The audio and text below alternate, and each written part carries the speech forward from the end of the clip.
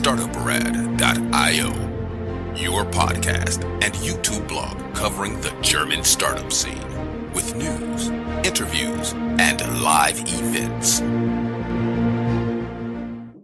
Hello and welcome everybody. This is Joe from Startuprad.io, your startup podcast and YouTube blog from Germany, as well as the world's only and first internet radio station dedicated to startups 24/7. If you haven't done so already, make sure you hit the like and subscribe button wherever you're seeing or listening to this interview. Today, I do have a Munich-based startup in the person of Fabian here with me. Hey Fabian, how you doing? I'm good. How are you? I'm doing great. Thank you. It's really great to have you here. And you have a very, very interesting background you told me before we started, right? Yeah, absolutely. I mean, whether it's interesting or not, I think that's for the listener to decide. But, everything I've done in the past and I'm doing now is a lot of fun for me and has been a lot of fun for me. So for me, it was and still is very interesting. Yes. That is really cool because of course, as always, we'll link down here in the show notes your LinkedIn profile, and people will see there that you've done a lot of things. But you told me starting at 14 years old, you have actually been producing music, and you work together with well-known names like DJ Tiesto. Yeah, exactly. So since I'm young, I've always been driven by pursuing my own projects and doing my own thing. And back in the day, what really hit me was kind of electronic dance music. So I really liked this whole, feeling of the music and also the idea behind making your own tracks. And, so when I was 14, I actually started producing my own tracks. I found that very exciting. And then, a few months later, I was able to sign my first record deal. And then, a year later, I was able to play alongside, very well-known DJs. And, they kind of played my tracks and released them on their labels up to the point where I was actually then releasing stuff on Tiesto's label. He was playing my tracks. I was remixing a lot of well-known artists, released one track on Universal Music, which got to the #1 dance charts in Austria, in Europe. And it's been a great hobby, which at some point I also made kind of my career in some way. And on the other hand, I was always pursuing, more entrepreneurial projects. So a mix between being very creative and then at the same time, doing stuff. That has always been very exciting for me. You do have a lot of positions in your CV, but the first one I would like to talk a little bit about is you've been actually with Adobe in the past. Was this like your first look inside a US-based tech company? Really an inside look? Yeah, I mean, in that sense, yes. So I've always been interested in tech, and I've, as I mentioned, I pursued a lot of my own projects in that sector. But for me, it was super interesting to really get to know, a well-known US tech company, right, from the inside out and learn some of their best practices. They're not really a startup anymore, of course. So they're more like a corporate now, but still they have this, very American, tech vibe. And that was a very interesting experience for me. I had great people I was able to work alongside with, and my manager was also very supportive. And I gained a lot of insights that now help me in my career and whatever I'm doing now. I see. And your interest, because you're with e-bot7. Actually, when you Google e-bot, there's several robots coming up, but you guys are actually producing a chatbot. And I've noticed you already started like back in 2016 as the publisher, author, and co-founder of a daily newsletter called Chatbot News Daily. I'm sorry. Can you talk a little bit about what you guys are doing? And for everybody who's interested, down here in the show notes, there will be a link where you can actually subscribe if you're a chatbot fan. Yeah, absolutely. So, as I mentioned, I've always been driven by making change and pursuing my projects and, working on very meaningful stuff or creative stuff. And, in 2016, a good old friend of mine, Xaver, and we've known each other for 20 years. And Max, our third co-founder, so we're three co-founders actually, we kind of realized that there's a massive problem on this planet, which is customer service, right? Because I think everyone knows that when you call a company, you have a problem, you call this respective number, and then you're on a hotline, and they say, hey, it's another 20 minutes for you to wait until someone picks up the phone, or you send an email and you need to wait 5 days for a reply. And I think that's a pain point everyone knows. And at the same time, you're losing a lot of time because of this waiting. And time, in my personal opinion, is one of the most valuable goods on this planet, right? Because you can have a lot of money, you can have a lot of fun, but if time is running out, you can't get it back, essentially. And we said, we want to tackle this problem.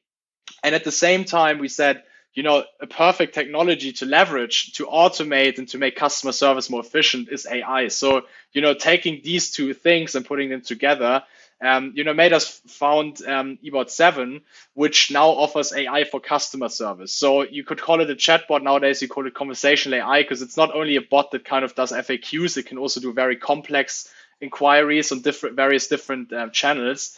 And we've now grown the company from 3 founders to 100 FTEs. It's actually a little bit more than 100 FTEs now. And we're super happy to be able to support very well-known brands across Europe and worldwide to make their customer service operations more efficient.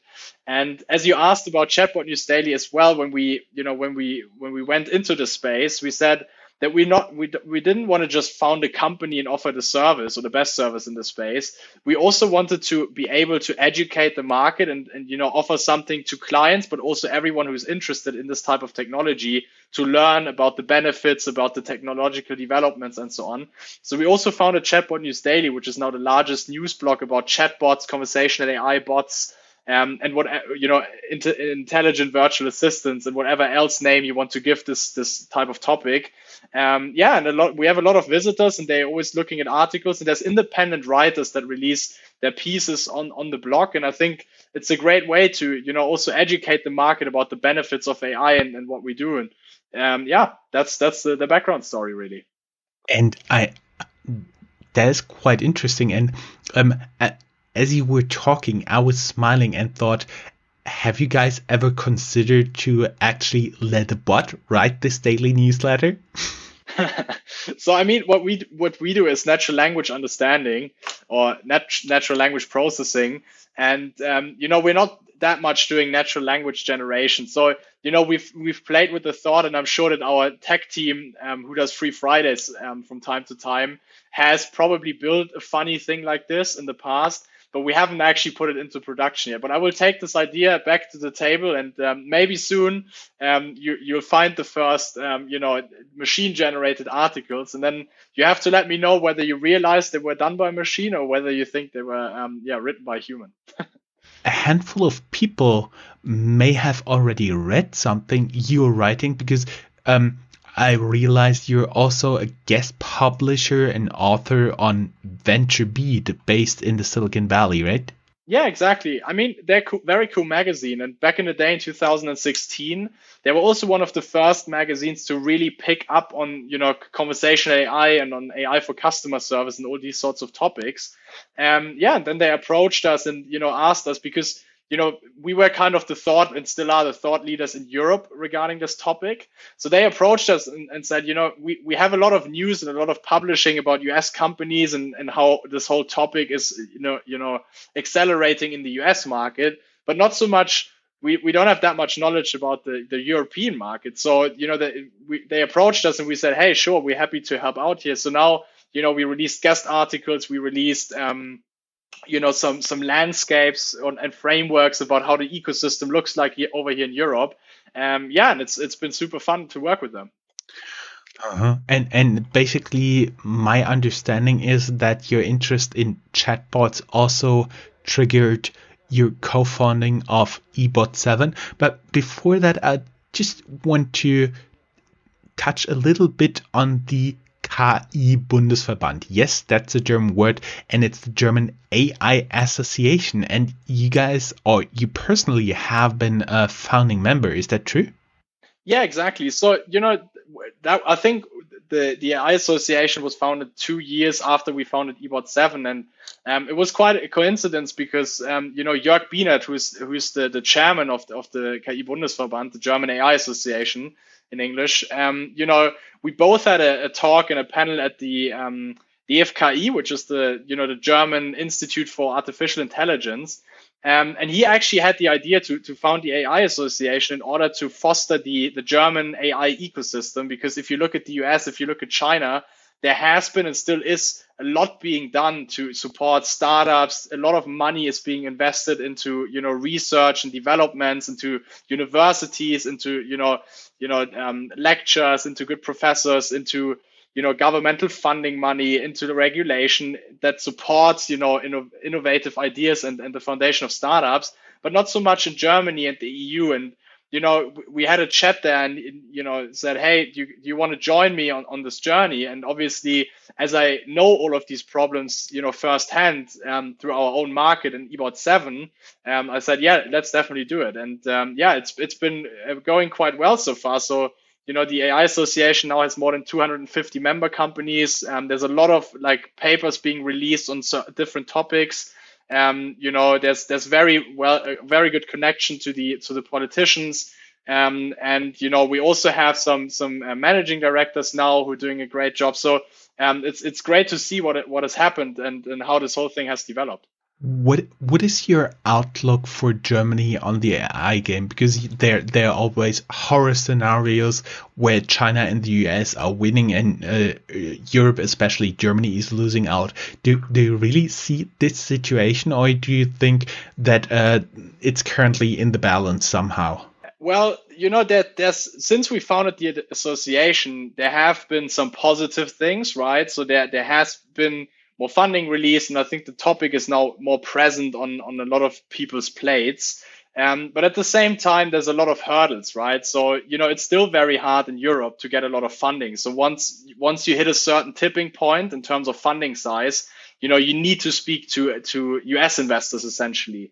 There's now discussions about, whether companies, once they do an M&A transaction or something, should be regulated, and that the government can say, hey, we don't want this company to be sold to US company. And, it's always a very fine balance between regulating stuff and over-regulation, because, if you tell founders who want to, build great companies that you need to get funding outside of Europe at some point because there's not enough VC cash here or there's not enough government support.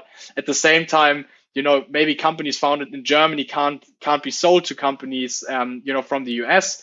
Then the question arises whether you as a founder, move to the US and found your startups over there, right? Because there's just more flexibility. So that's just a few out of a lot of points. I wanted to mention, but I think it's slowly moving into the right direction, but there's still a lot that needs to be caught up with.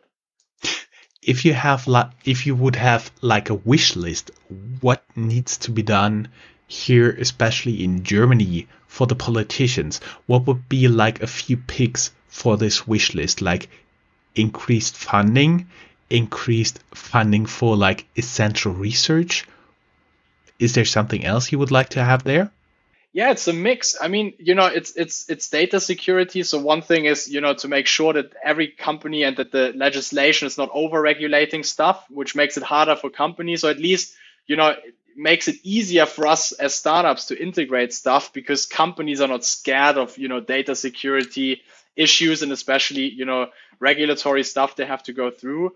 It would definitely be funding. It's a very time-consuming process if you want to get governmental support in terms of money, because it's a very, very long process, and that takes a lot of time to get through it. And obviously that's not really on the same level as startups if you want to grow quickly. So these are a few things. Then, just recently with this M&A stuff I just mentioned, to not over-regulate stuff once again. Then obviously make sure that, universities and so on have enough money and support from the government. So, the very talented professors and so on stay in Germany and not just go over to Stanford and the MIT to teach, the lessons there. So I think it's a great mix of a lot of different things. And then as always, speeding things up, right? Not just talking about it, but just, putting stuff into action. I think that's always very important. Yeah, I know how that feels as an entrepreneur. Before that, in my corporate role, you used to prepare decisions and make long PowerPoint presentations, and now I skip all that stuff and get straight to doing. Sometimes just sometimes I really regret that and think, oh, dang it, I have to reduce because I did not think it through. But basically, in general, for me right now, that works better. That there may be a time in the future when this does not work for me anymore, but right now it's working pretty well. Talking about working pretty well, e-bot7, your startup company. You guys are around for like approximately 5 years, and as you said, you are a thought leader and a very early chatbot pioneer as well. What most people will have in mind when they talking about chatbots will be, I remember vividly from the times when you first had like the automated hotlines. Yeah, if you want to continue, say yes, yes. I didn't understand. If you want to continue, that's the stuff people have in mind when they think about bots and automated customer service. I do believe you work on a very different vision. Yeah, so exactly. So what we done when we founded the companies was we said if you want to build a successful company, it needs to be centered around a mission, and that's really to help companies make their service more efficient, on one hand by automating answers in complex processes, on the other hand supporting customer service agents, in other words the humans that are working in customer service, to work or be able to work more efficiently, and then build an AI or to build a system, a technology that works so good that people are very happy about using it, consumers are very happy about using it, instead of saying, oh, that's just another bot I'm speaking to again. So what we've done straight from the beginning, we've centered our product development around the customer. So I would say nowadays 75 to 80% of our product is built based on customer feedback, and we work very closely with our customers actually still, because we think it's all about relationships and learning from each other and so on.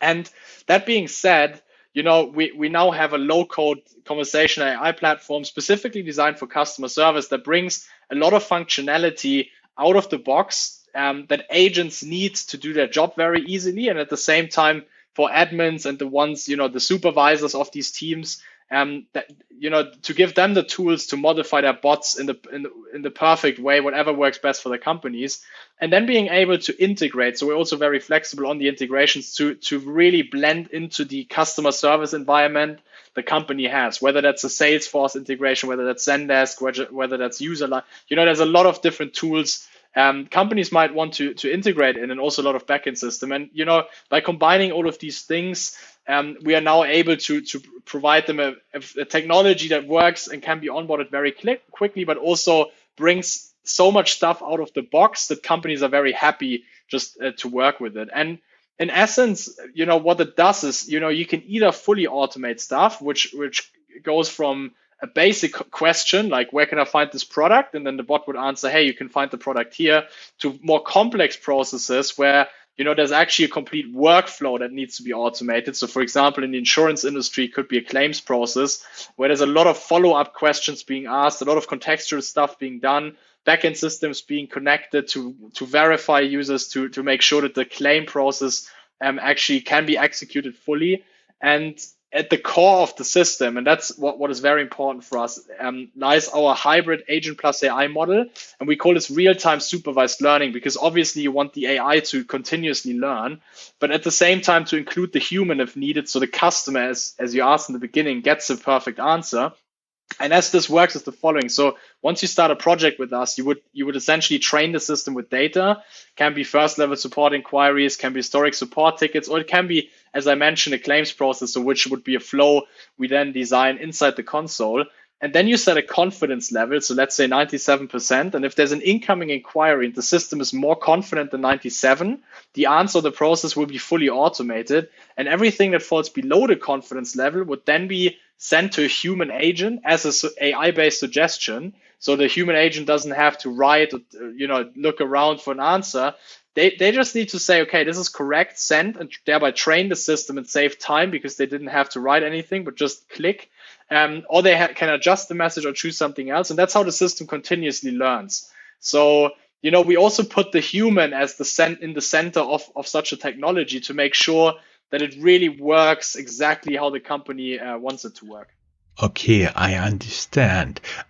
We are a B2B podcast, so there may be some potential buyers out there, some potential clients. Let us structure this a little bit for them. First and important question may be your tool is theoretically speaking applicable, usable around the world. Absolutely, yeah. So we support a lot of languages, and whether you're from the Asian region, whether you're from the US, whether I don't know, you're from the Nordics here in Europe, we support all of the languages, so you can just start using it out of the box. That would be very interesting because I do believe language for conversational tool is very essential. I do look here on the website. Of course, everybody who goes down here in the show notes, there's a link to your company website, and I do see that you have like a really broad base of clients. From the German AAA version, ADAC, they help you when your car breaks down on the roadside, to insurance company. I see a flower company. I see Miele, world renowned for very good, well-made home appliances. Siemens, down to companies even like Loovo, which is, I assume, the online dating app, to even the soccer club Schalke 04. So for me, it would be very interesting to learn with which content is this chatbot, so to say, arriving. So how much does your customer service need to train, need to adapt this bot? Because I don't think your tool comes with a preset of Mandarin soccer terms when a soccer club in China asks you, reach out for you. So what is like the basic package a client could expect from you here? Mm-hmm. So that's a very good question. So we, as you mentioned, we have certain focus industries. The companies you just mentioned are from, depending on who you're speaking about, from these certain industries. For us, it's the first step is to really talk to the clients and identify their pain points, because we're all about solving problems, right? So, for example, if you look at the e-commerce sector, most of the time, and you probably know it yourself, you have questions around when does my order arrive, right? Parcel tracking and stuff like that, and then returns. And with a lot of companies, this is like their biggest pain point, right? Most of percentages of their customer service volume. In the insurance sector, it can be claims processes. It can be, stuff like my car broken down, as you mentioned. And, with the football or soccer clubs, it's essentially also kind of e-commerce because they're also selling shirts and so on. And what we've done is we've pre-trained our algorithms, right? So out of the box, they come in various different languages, and they already understand synonyms, syntax, morphology, spelling mistakes, and so on. And usually the system understands the incoming inquiries directly. So if you ask, hey, when does my order arrive? The system already knows what the customer is asking for. The only thing the system still needs is the answer, or in essence, the process that should be triggered as a reply. Because even though the question is very similar in every language and every, at every company, right? When does my order arrive? Or you can ask this in English, you can ask it in German, in French, in Chinese, and so on. But essentially, the answer will be slightly different. That's the data the system then needs from the company. So we have pre-trained data sets, of course. And depending on the size of the project, we also fine-tune the model based on the client. But we still need the data that kind of, the companies want to reply with, because that's very company specific. And that's then either trained in the beginning via upload or via connecting to a knowledge base or using historical support tickets or building in the process workflows, or by the human agent plus AI model where the agent kind of trains the model. And that's how we can serve a lot of different industries and also a lot of different markets, which is quite cool. Just between you and me and like 25,000 people listening to this this interview or viewing it on YouTube, can you tell us a little bit, a few secrets here? Because I would be curious when you start a new language, when you add languages, is there like some kind of logic, some kind of general human understanding you can use from the chatbots you trained in other languages and kind of transplant this and just add the words in the other language, or do you always start in each language completely from scratch? So there's two ways to go on about this. One is to have the algorithm in the respective language, and this then comes pre-trained with a lot of data from the language, right? There's a lot of different proprietary data sets we have to pre-train these algorithms in the respective language. And usually we use, a specific language-specific algorithm for a specific market if the company has a decentralized service team, which means, so for example, a company could have a service center, a big contact center in Europe, in Germany, for example, in France. They could have a big service center in the US that would be English speaking. And then they have one in Asia that's, let's say Asian speaking, or, speaks Mandarin or something.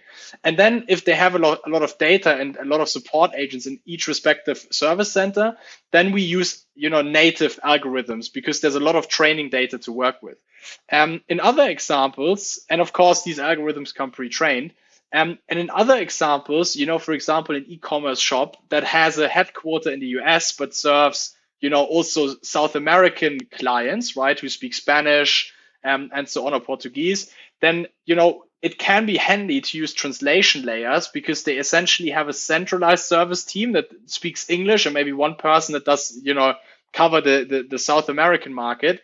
But you wouldn't want to set up a knowledge base in each respective language. So in that case, you would use a translation layer that then, translates an incoming Spanish question into English, matches this, and then the answer or the process will be translated back into Spanish and then goes out. So for the end client, it's all in Spanish, but internally with the company working with the system, it would be in English. And nowadays, these translation algorithms are so advanced that with, I would say, most languages, you don't even realize a difference. So there's two ways to go on about this. Oh, so your translation layer is better than Google Translate. I see that. Okay. Yes. I was then thinking, okay, now somebody's convinced here. And what is like your rule of thumb between now, purchase, and at what point in the future can your clients actually use this tool? Like, does it usually take, of course, we're talking about more happy clients and more satisfying customer service interactions. At what point is your tool like fully living up to the KPIs you are showing in your sales presentations? How long does it take for a company to really see the benefits of the tool? So, my personal opinion is, now that we've built the product for 5 years and always incorporated the client feedback, that you can actually see the benefits from day one, right? Because what happens is, let's say you let's take a worst case. So we work with a company, they don't have much data to train the system with, and they just want to start, right? And they get access to the console and they off they go, right? Within 1 day. Now, what happens is, as we have these hybrid models, their agents would obviously still answer requests or incoming service inquiries because, the AI doesn't have enough data yet. Yet at the same time, the AI would already make suggestions to these agents on what the perfect answer could be. So now, in essence, even though the system isn't automating a lot yet, right, because it hasn't that much training data yet, the agents get supported and save average handling time. So, even though it's only 1 or 2 days, the agents can work through the request more quickly. Now, this accelerates, right, because every request they work on, the more the system learns. And then after 3 days, it can already automate, while at the same time still support the agents. So, we had learning curves with clients, above 61% full automation across all of their service after 2 months. And the company started with a very limited amount of data. So it depends on each case. But I would argue that if you just look at when does the tool generate benefits, it's actually straight from the beginning. Exactly. And then it increases over time. I see. Your tool makes miracles reality, right? Yeah, we're doing our best. I see. Now that we went through your product extensively, let us get a little bit back to the company. I've seen here on Crunchbase, of course, as always, linked down here. You went until Series A and you raised a total funding of a little bit above 8 million. Are you guys currently looking for another funding round? We usually don't speak that much about funding rounds. But obviously, as a founder, you want to grow the company, and we're evaluating various different options. And of course, if you want to grow, and our plan is also to enter the US very soon, we might be. Exactly. I see. And for my fan base here in Frankfurt, of course, Mein Inkubator, the main incubator of Commerzbank, one of Germany's largest bank, is also an investor with you guys. I've seen in a press release in the past. Absolutely, yeah. So they've actually been one of our first investors. So when we did our first seed round, they were kind of the lead investor on this round, and then we had some very supportive angels, and of course Mein Inkubator, who believed in us from day one, basically. And they've been great so far. So they've been a great investor. We can come to them with questions. They're also always investing in the follow-up rounds now, and they believed in us from the beginning. And we're very happy to have them on board. Great. Just one more question, because you said you're looking to enter the United States. Do you have like a rule of thumb? Because we do have a listener base in North America, in the US and Canada, as well as a little bit in Mexico. When can they expect to have your tool ready there with a local established sales force? Yeah, so I mean, we're very dominant still in Europe, and we actually wanted to enter the US beginning of this year, but as it's still COVID times and travel is restricted and so on, we've postponed it a little bit, because when we do stuff, we do it fully committed. So our plan now is to do it, by the end of this year, beginning of next year. But of course, if the COVID situation changes earlier than this, and we have a very strong partner network already. We're also, in contact with some very, very talented people, and we're a founding team, and then essentially one of us founders would also move over there for the time being to really accelerate the market. So that's kind of the timeline I would mention here. And for everybody who's excited with this interview and is listening until the end, are you guys currently hiring? Yes, we are. We're always hiring, actually. So our mantra is always, if you find very talented people and you might not need them right now, but maybe in 3 months' time, we're always open for the conversation, because essentially a business is the people, right? So if you have a talented group of people that work together as a team and that bring great ideas to the table, it's always great if you can get more of these people together. So if you like our topic, if you think you can make an impact with us, feel free to contact me, right? Or contact our HR team. We are always open for discussion. Yes, and say the magic word, Startup Radio. Yeah. Great. Fabian, it was such a pleasure having you here. Thank you for being like half an hour being quizzed by me from all angles and directions. And are you still making music? I am. Not as much as I've been used to, because if you're a founder and if your company is growing, quite rapidly, sometimes you don't have as much time for your hobbies as you wish you had, but I'm still doing it. Yeah, of course. Okay, and for everybody who'd like to learn more, he'll also provide us a link down here in the show notes where you can listen to some of his tunes as well. Fabian, thank you. It was a pleasure having you. Best of luck, and looking forward to speak to you soon again. Yeah, thank you so much. And looking forward to more questions, and just contact me if you want to know more. And thanks for having me on the show. My pleasure. Thank you. Bye-bye. Thanks. Bye. If you are a professional looking at the European startup scene, Germany is a place you cannot miss. Fortunately for you, there is Startuprad.io, the authority on German startups. This English-only podcast brings you fresh interviews each week. Most likely, you have never heard or read anything on these startups before in English, but you will in the future. Be ahead of the curve and subscribe to Startuprad.io podcast, or check for the Startuprad.io internet radio station. Check your Alexa for the Startuprad.io skill as well.